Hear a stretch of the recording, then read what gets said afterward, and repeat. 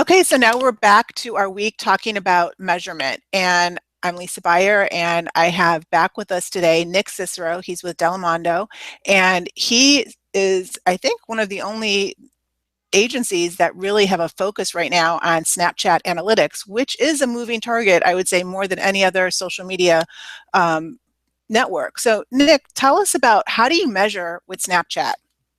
Yeah, so when we measure on Snapchat, we look just like, any user on Snapchat, we look at the stories. And so when you create content as a person or as a brand or whoever, you're telling really awesome stories, and it's almost like the beginning and the end of a book, and it has chapters all along the way.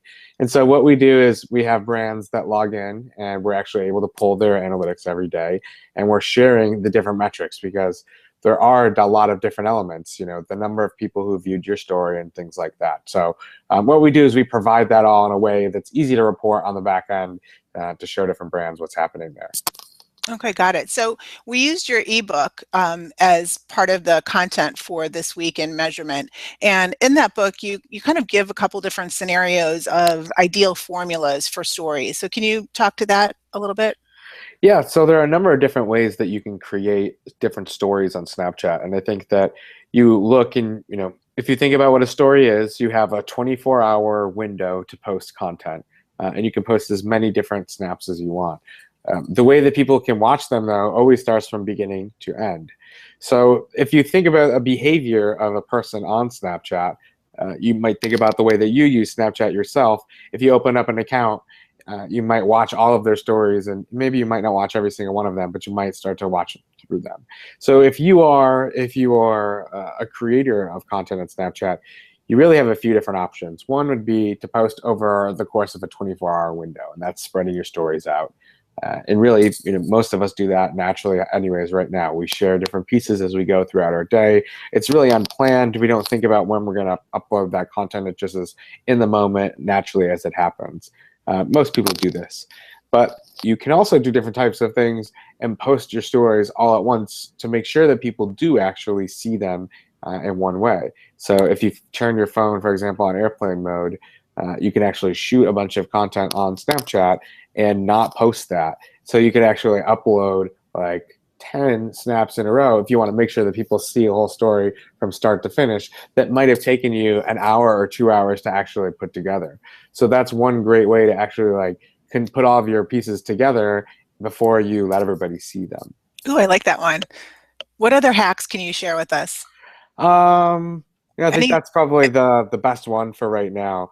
But in terms of that, like if you think about how that impacts somebody, when somebody comes on Snapchat, not everybody is on every single hour of every day. I think that you do have to know your audience, and so while what we do have and what we are seeing more of is, people who are adding a lot more friends, they are having to compete with other accounts. I guess people follow more accounts. There's more noise in the news feed, or more noise in your story feed. And so you have different ways, and you want to look at different approaches for that. Any third-party apps that you could recommend that if you wanted to, let's say, use images from your camera roll, or any other third-party hacks or apps, sorry, that you could recommend or that you like or don't like? No, I don't really recommend people do a lot of uploading with the third-party apps. I think that Snapchat has come out and said that they don't really like those as well. There are some different ways that you could, think about things like, maybe taking a photo of an iPad or taking a photo of another phone. Some phone cameras have pretty good quality of these images, and so you are able to actually go in there and you can create a piece of content that would be really good. So that's really popular.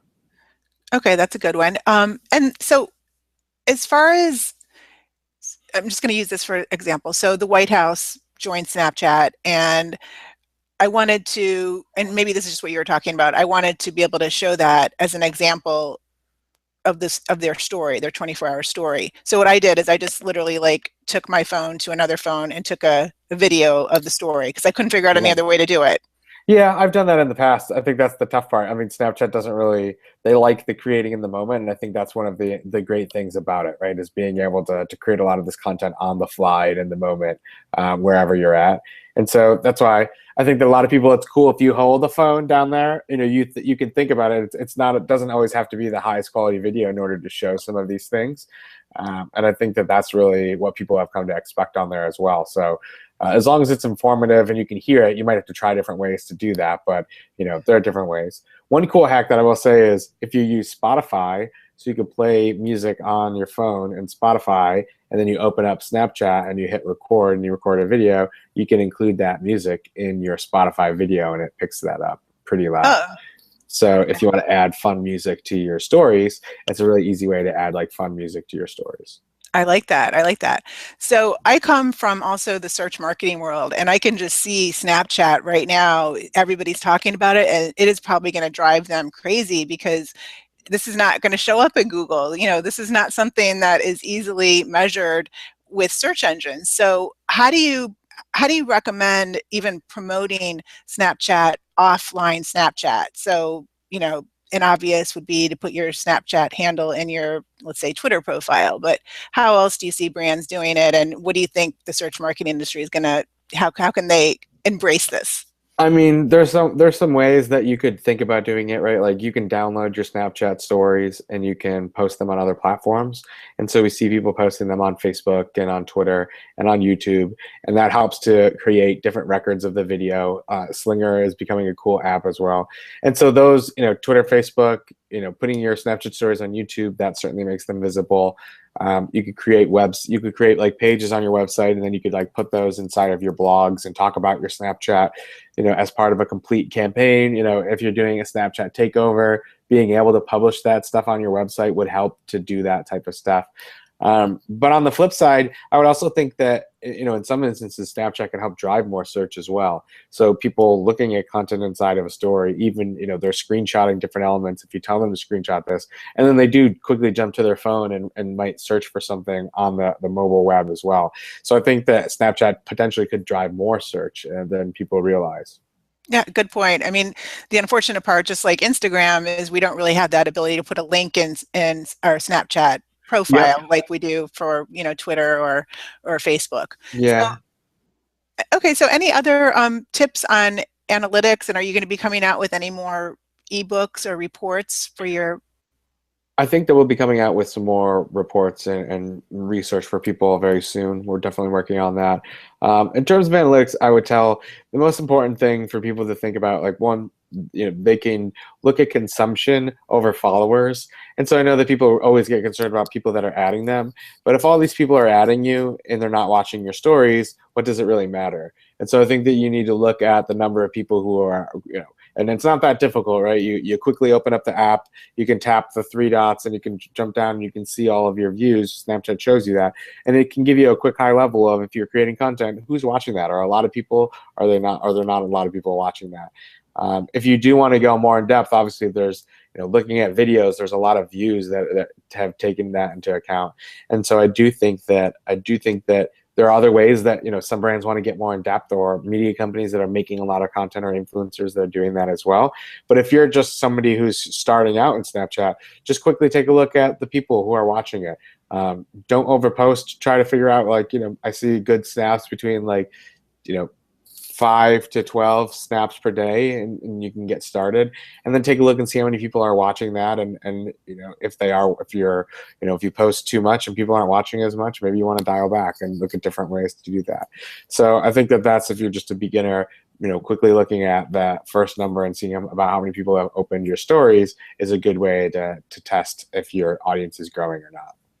And so basically, it's quality still over quantity. Of course, yeah. Yeah. And is there a certain, like, do you have to create stories every day? Do you have to be live on Snapchat every day, or from a brand standpoint, is a couple times a week? I mean, is there any I sweet spot in that yet? Yeah, I don't think that you need to create content every single day. I think that if you are a brand, um, you have to remember that a lot of Snapchat stories that are created by friends, by people's friends, are very personable and they're fun. and they're watching those a lot more. That doesn't necessarily mean that they want to watch that brand's about wants to see that same type of content from a brand.